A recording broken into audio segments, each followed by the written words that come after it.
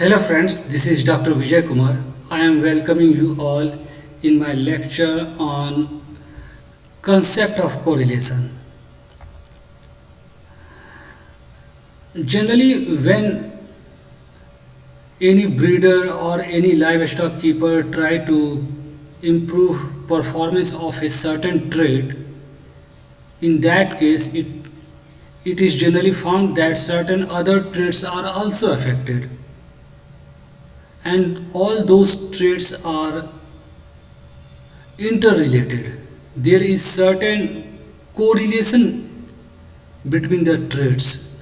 So the overall productivity in farm animals is dependent on a number of traits which are usually correlated. For example, heavier hens generally produce large sized egg. High milk producing cows have lower fat percentage. Heavier sheep produce more wool, and there are several other examples similar to this. For explanation, when a farmer or a breeder try to increase milk production in their herd, then generally their fat percentage is going down. Although they are not trying to focus on the fat percentage, they are not making their selection against fat percentage, but because they are doing selection for increasing milk production, their fat percentage is going down. This is correlation between these two traits. And these examples are the phenotypic relationship among different traits.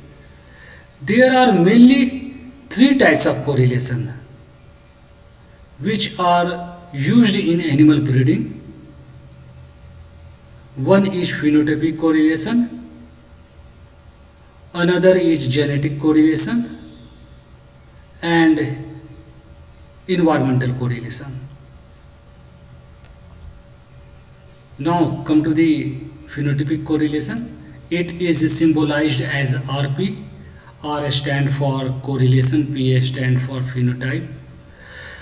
And phenotypic correlation is the correlation directly observed and estimated from phenotypic measurements of a number of individuals.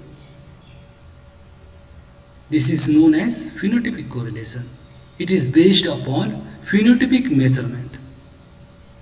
Phenotypic correlation between two traits, suppose one trait is X and the other trait is Y, it is designated as RPXY, is a measure of degree of association between phenotypic values of the two traits in a population. Phenotypic correlation between two traits is a function of phenotypic covariance between them and their phenotypic standard deviations, and the formula is like this. This is the formula for estimation of phenotypic correlation. Now come to the genetic correlation. This is symbolized as RG. R stand for correlation, G stand for genetic. Genetic correlation between two traits, suppose X and Y, designated as RGXY, is a measure of degree of association between breeding values of the two traits in a population. So here in genetic correlation, we used breeding values of these two traits. Genetic correlation between two traits is a function of genetic covariance between them and their genetic standard deviation. and the formula is like this. Out of these three types of correlation, phenotypic correlation, genetic correlation and environmental correlation, genetic correlation is very important. This is most important. So first we will see what are different causes important for genetic correlation. There are mainly two causes of genetic correlation. One is linkage and another is pleiotropy. First come to the linkage. When two or more genes situated on the same chromosome affecting more than one trait referred to as linkage,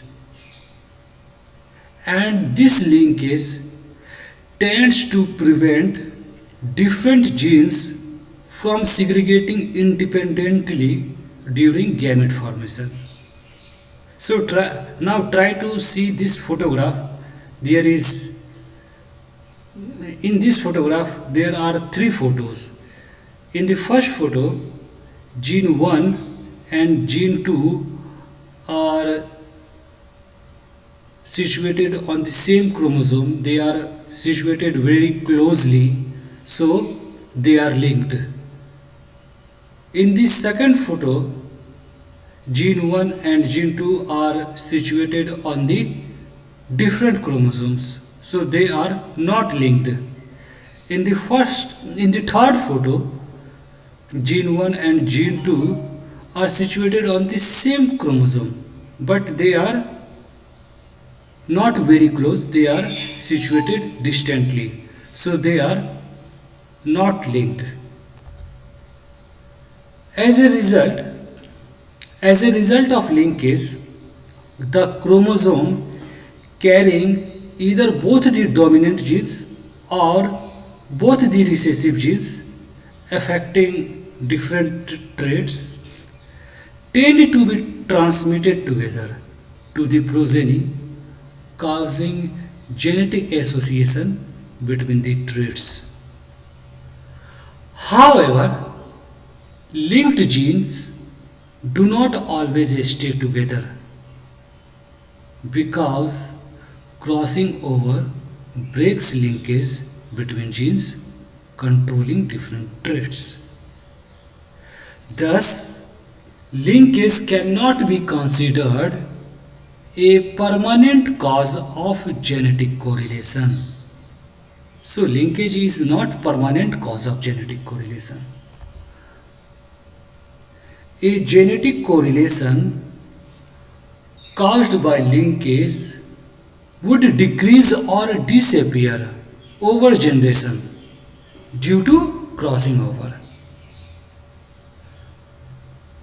The contribution to genetic correlation from linkage is more important when the linkage is very close, and so they would continuously produce the correlation.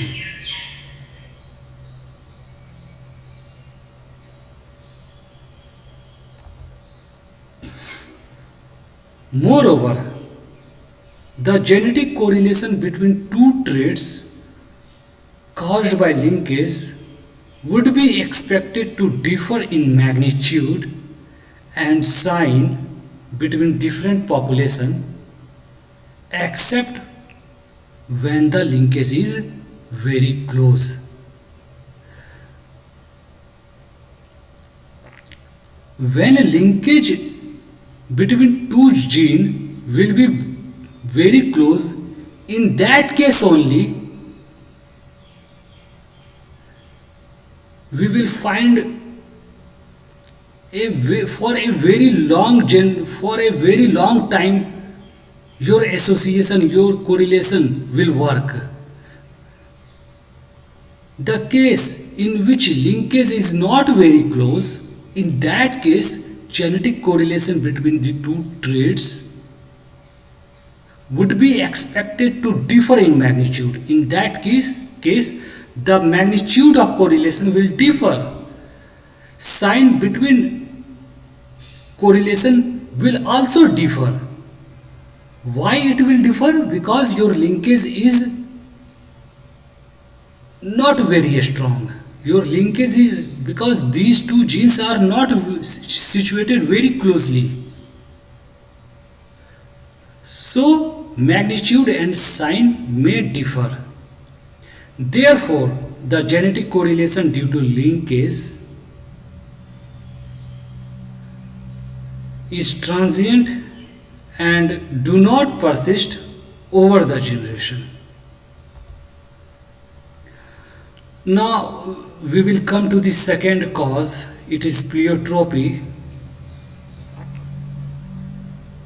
Now we will see what is pleiotropy, and mostly genetic correlation are due to pleiotropy. Pleiotropy is the main cause. Pleiotropy is the major cause of genetic correlations between the traits. The occurrence when one gene influences the expression of more than one trait is referred to as pleiotropy, and the gene that influences more than one character is called pleiotropic gene. See this photograph. In this photograph, one gene situated on a particular chromosome, and this gene is affecting three traits: trait A, trait B, and trait C.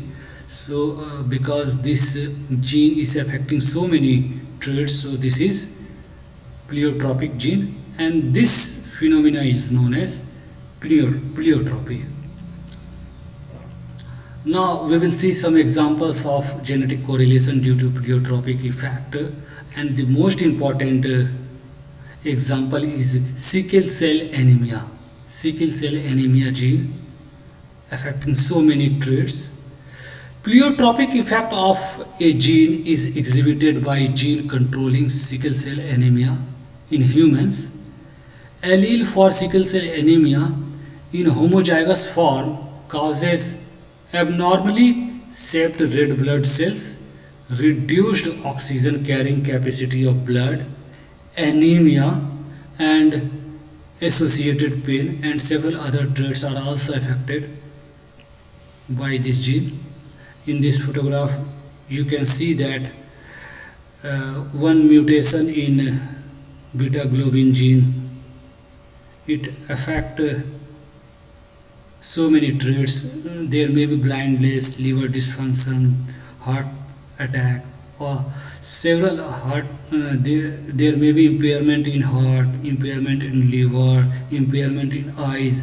So one gene mutation due to one gene, several traits are affected. So this is pleiotropy. Another example is double muscling gene in cattle. A single gene is responsible for double muscling in many cattle breeds. The gene is also associated with reduced fertility, lower survival rate of calves, and lesser resistance to stress. In this photograph, you can see double muscling affecting so many traits.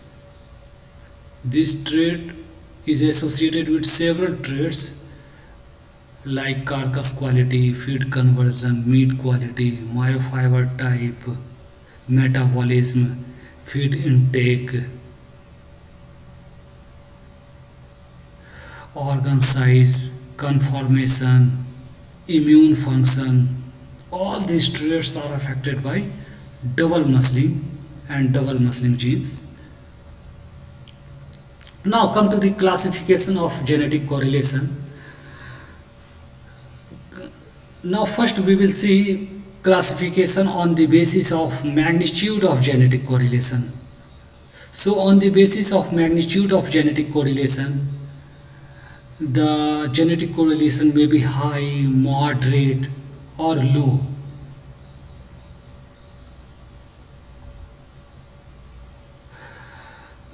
let's some explanation for explain when it will be high, when it will be moderate, and when it will be low.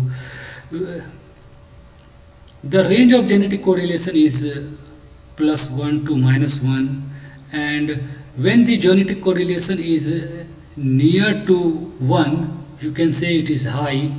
When it is around 4 5, you can say the genetic correlation is moderate, and when it is near 0, 0.1, 0.2, 0.005, like this is, you can say this is low correlation. Now, types of correlation on the basis of direction of correlation. Genetic correlation between traits may be positive, negative, or close to 0. For example, genetic correlation between height and weight of animal is positive. Positive correlation means when height is increasing, weight of animal is also increasing. So both traits are in the same direction. The pattern of change in the both traits is in the same direction. So this is positive correlation. While it is negative between milk yield and fat percentage.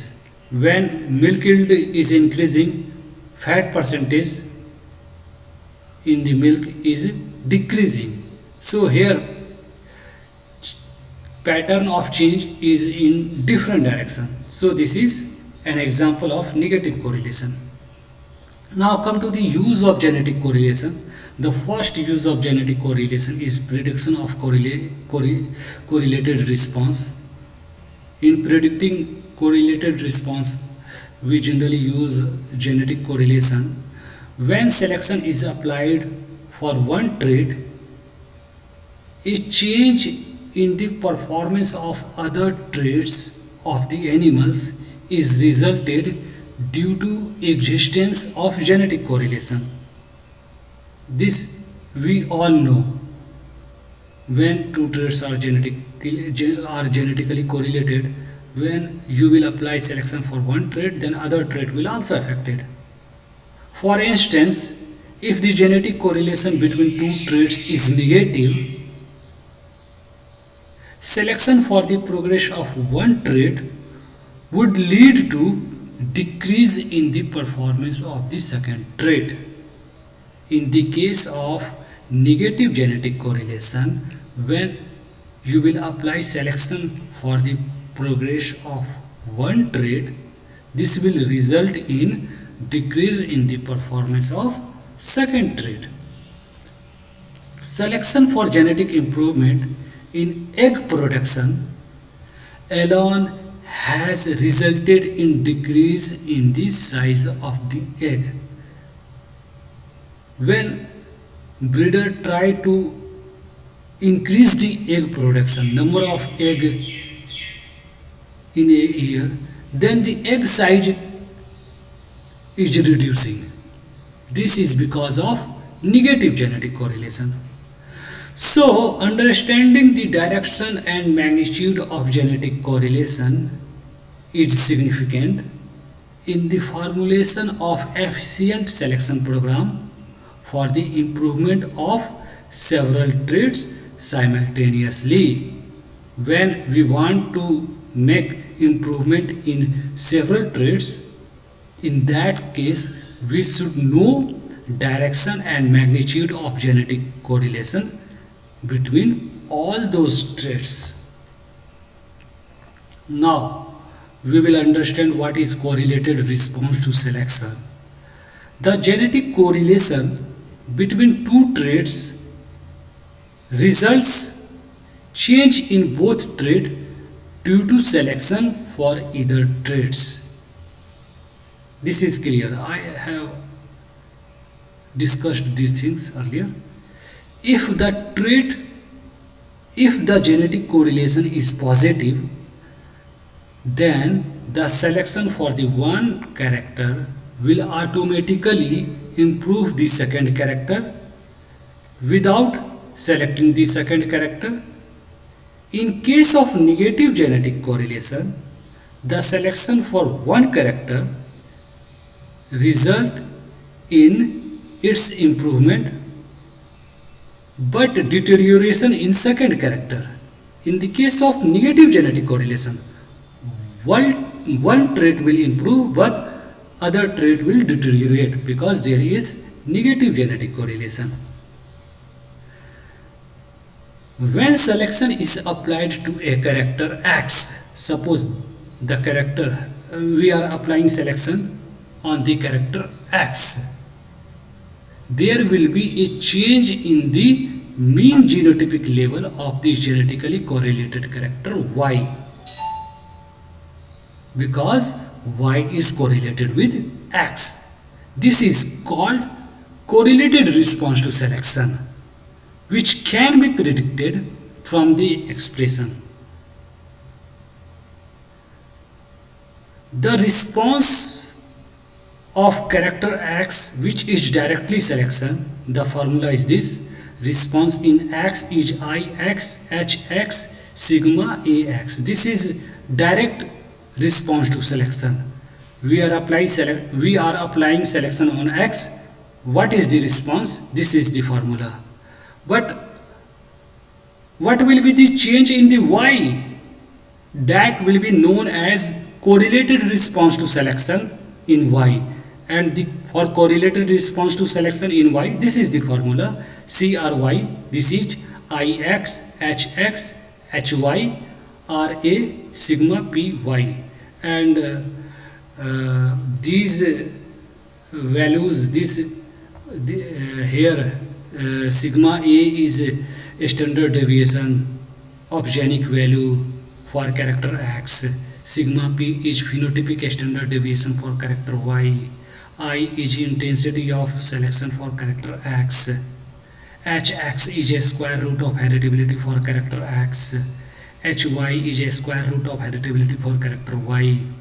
Ra is genetic correlation between these two characters. So in this way you can calculate correlated response to selection in Y, although you are making selection for character X. Now the second use of genetic correlation is in indirect selection. So have a look on indirect selection. The concept of correlated response can be extended to cover the indirect selection, which means the selection applied to the character other than one that is to be improved. Here in indirect selection, we are applying selection on some other traits, and indirectly we try to improve our character which is to be improved. And why all these things we are doing, we will see here. If we want to improve character X, we might apply selection for another character Y and achieve progress through the correlated response of X. This is called indirect selection. Character to which selection is applied is known as secondary character, and the character which is important for me is known as primary character. Indirect selection can be used if secondary character has considerably high heritability and the genetic correlation is high. This is the condition for applying indirect selection. The heritability of secondary character should be high, and genetic correlation between these two traits should be high. Then only we can use indirect selection. And indirect selection is advantageous in these circumstances. In these conditions, indirect selection is advantageous. The first condition is if the desired character is hard to measure. If the character on which we want improvement is hard to measure, with accuracy. The error of measurement may so decrease the heritability. It is hard to measure with accuracy, so if you will uh, if you will estimate heritability from these inaccurate values, then your heritability value will be lower. So your response and genetic gain will be not as per the your goal, your aim. So in that case, you can use indirect selection. And example of those character which is hard to measure is like fat percentage in milk. Fat percentage in milk, you will have to use certain special techniques to. You need some specific techniques for estimating fat percentage in the milk. So in that case, you just do indirect selection by you don't select on the basis of fat percentage, but you select on the basis of milk production, and indirectly by decreasing milk production you can increase your fat percentage. So in this case you don't have heritability value for fat percentage, then you can use the other trait which is genetically correlated. And the second condition is if the desired character is measurable in one sex only, but the secondary character is measurable in both, then a higher intensity of selection will be possible by indirect selection. Your primary character is measurable in one sex only because it is sex limited trait. And if the secondary character is measurable in both traits, by using secondary character you can increase intensity of selection, because when you will use secondary character your sample size, your number of animals will increase. So definitely from so many animals you will select a small portion, your intensity of selection will increase in that case. And increasing intensity of selection is very important for fast improvement. And the third condition where you can use indirect selection is if the desired character may be expensive to measure, as for instance the efficiency of food conversion. Estimating efficiency of food conversion is expensive to measure. So in that case you can use some cost effectively better trade to reduce your expenses. So again I am repeating, the desired character may be expensive, in that case you can use indirect selection, as for instance the efficiency of food conversion. In case of if you will try to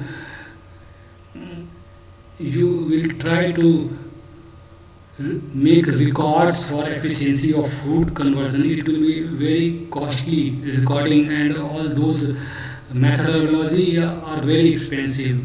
Then it may be cost effectively better to select for an easily measured correlated character such as growth rate. This is the another use, estimation of breeding values and selection index using correlated genetic correlation. You can estimate, it will help in estimation of breeding values and selection index. In some circumstances, breeding values of individual of one sex males can be predicted from the sex limited characters because the trait is not expressed in male. In such a situation, breeding value of males can be predicted for the character from the knowledge of genetic correlation of sex limited character with some other character expressed in male. some other character expressed in males. The computation of selection index used for simultaneous improvement of several characters requires the value of genetic correlation. So these are few uses of genetic correlation, and this is all for today.